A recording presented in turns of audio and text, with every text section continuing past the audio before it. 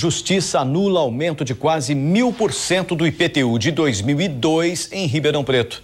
Os contribuintes que fizeram o pagamento na época acima do valor estipulado na ação terão direito à restituição. A ação foi proposta em 2002 pelo Ministério Público e pela Federação das Associações de Bairros de Ribeirão Preto. Na época, a Fabarp foi procurada pelos contribuintes indignados com o aumento do IPTU. O prefeito Palocci, na época, queria quase 1000%, de 900 a 1000%, e aí o pessoal achou que era muito e a gente entramos. Todo mundo achava que era impossível até pagar. Depois de 11 anos, a Justiça responde agora ao clamor da população. Foi anulado o aumento de quase 1000% do IPTU de 2002 e limitada a cobrança a 150%, comparado ao imposto de 2001. Quer dizer o seguinte, aquelas pessoas que pagaram o IPTU a mais em 2002, a mais de 150%, vão poder agora receber o seu dinheiro de volta. A própria decisão da Justiça, do Tribunal de Justiça, já determinou que a Prefeitura devolva esse dinheiro aos contribuintes. A decisão vale para todos os ribeirão-pretanos. O advogado orienta que quem quiser adiantar a restituição deve entrar com um processo administrativo na prefeitura para solicitar o que pagou a mais. Apesar de eu não ter sido notificado, não ter participado, estou sabendo pelos vocês, mas seria uma vitória, da comunidade. O IPTU deste ano também deu o que falar. A prefeitura atualizou a planta genérica do município, que resultou no aumento de até 130% no valor do imposto. Em alguns casos foi ainda maior. A sociedade civil se mobilizou e lutou para revogar a cobrança na Câmara, o que não aconteceu.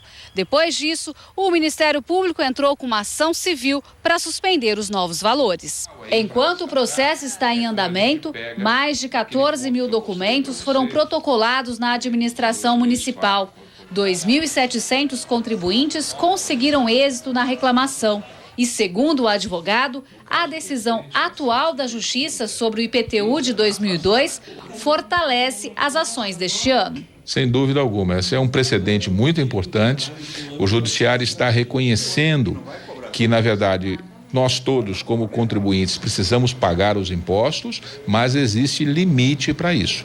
Não pode o chefe do executivo conduzir isso conforme o interesse dele. Como houve a decisão favorável nesse caso, que é muito semelhante a esse de 2002 com o de 2013, então os proprietários de imóveis que pagam IPTU devem continuar lutando, porque a probabilidade de êxito com essa decisão ficou ainda maior.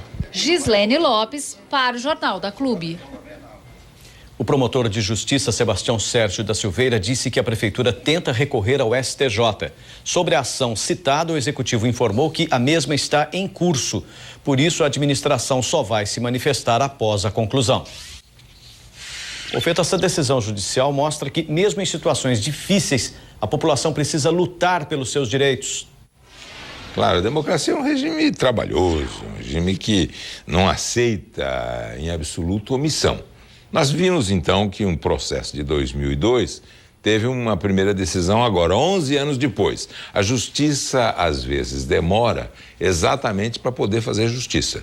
É uma aparente contradição. Agora, a equidade que nós estamos vendo, ecos, igualdade, a equidade é uma forma superior de justiça, já lembrava Aristóteles. O que nós estamos vendo aí é que é um outro capítulo da luta constante entre Estado e cidadão, que é o cenário onde se desenrola a democracia. Ele começa, na verdade, na disputa do palácio com a praça. Nós tivemos uma metáfora, uma réplica desse início aqui em Ribeirão Preto recentemente, quando os protestos de rua acamparam no Palácio Rio Branco, exatamente na luta do palácio. O palácio representado pelo príncipe Maquiavel e a praça representada pelas ideias de Guicciardini, o povo. Então essa é a primeira. Agora, a luta é constante entre o cidadão e o Estado. Mas é constante. Por quê? O regime autoritário, o Estado controla o cidadão.